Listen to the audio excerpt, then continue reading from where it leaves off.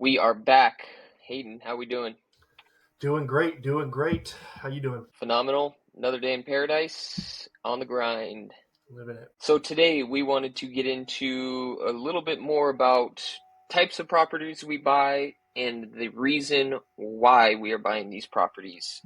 So we'll jump right into it. Hayden, why don't you lead us off with a little bit more on types of properties we buy? Yeah, so what we're looking for, and this is more so right now, what we're looking for based on our investors, based on the types of investors we have, we're looking for quality cash flow.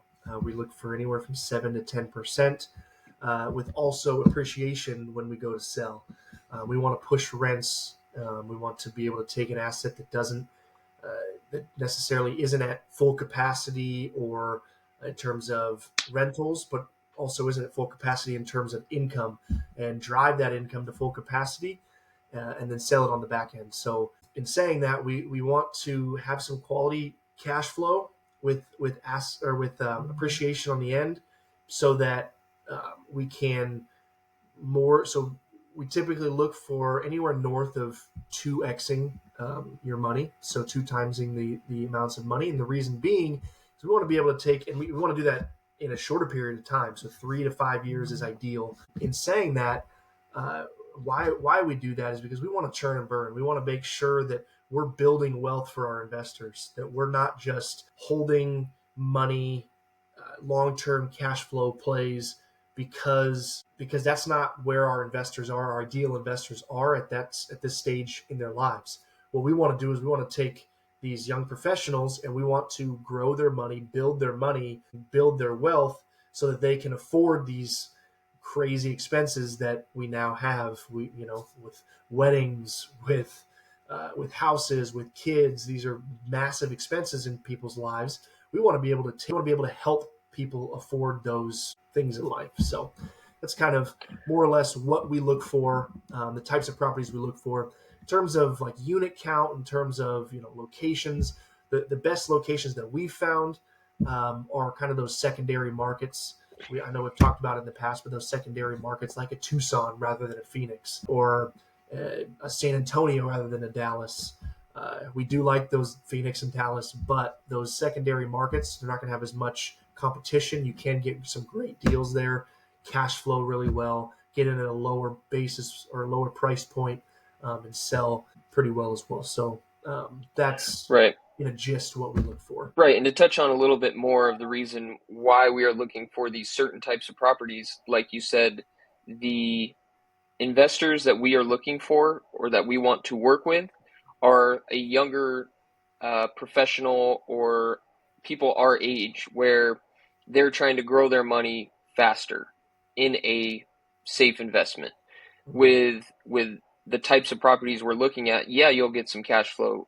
You will also get the benefit of when we sell the property in that ideal time frame of 3 to 5 years, looking at doubling your money.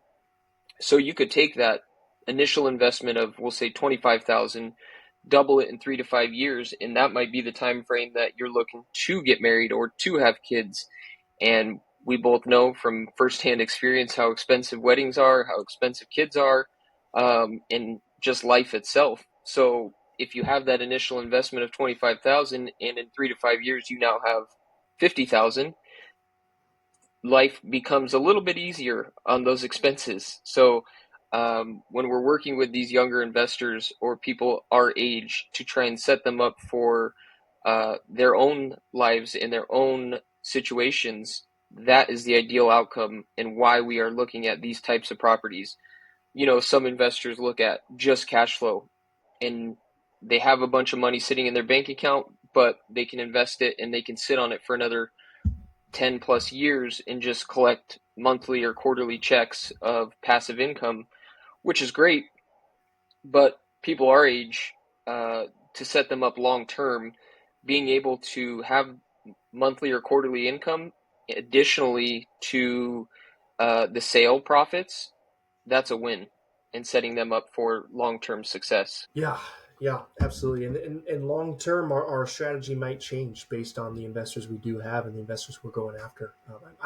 I'm anticipating it will, because we know that going from these these short cycle 3 to 5 year time frames, and just getting these quick pops might turn into, hey, I want to now store my wealth. I want to be able to store my wealth for the long term. So let's put it into a longer 5 to 7 to 10 year hold, where we're cash flowing and we have that maybe 8 to 12% cash flow, if possible, or we go and buy a property outright, um, and uh, we don't put a loan on it. We go buy it all cash with our investors' money, and then we're able to cash flow that extra percentage, for the long haul. That might be something that we'd be looking to do long term. So these are just kind of the things that we, with what we're doing today and what we plan to do and what we're setting our company up for, and the reason we do what we're doing, we want to make sure that we're servicing those people. We're servicing the people that want to get ahead. We understand how hard it is to make a dollar. We understand uh, how hard it is nowadays with prices going through the roof of everything.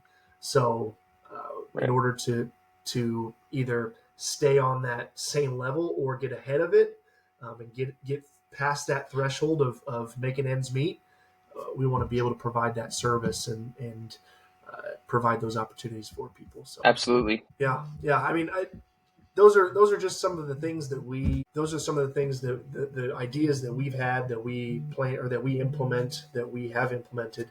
But other than that, I mean, Matt, what's your thought on it long term, I guess? No, I think long term is taking that young professional or younger individual who's looking to grow their income, grow their wealth over a period of time is the ideal goal, right? So we're taking someone from a non-accredited investor to an accredited investor over a period of time where they can continuously invest with us, grow their money, grow into some generational wealth for not only themselves but for their family long term. Yeah, yeah, and hopefully you learn from us on how to buy these properties, how to manage these properties, not necessarily only apartments, but single family homes, retail, office space, things like that. If you can store some money of your own and go buy your own property, that's a win for us. We would love that. Yeah, If long term are bought properties for themselves and their family to then pass it on generation to generation, and grow that generational wealth through real estate. yeah, Once you see yeah, and long that's term. why we put out a lot of educational content or are willing to answer any questions. We encourage people to ask questions because we want to help. I mean, we have a mentor that we can ask questions to, but we want to help others pass it along, and everyone wins in that situation. Yeah, definitely keep or stay in tune if you do want to be a part of this and you do want to have these opportunities put in front of you, these investment opportunities put in front of you. Reach out to us. We'd be happy to talk with you about your investment goals, about your future, and potentially investing in one of our future deals. We look for several deals, or we look for deals constantly, and we are churning and burning and ready to take on our next project. So definitely reach out to us. All right, great chat. Make sure you like and subscribe and ask questions. We're here for you. Absolutely.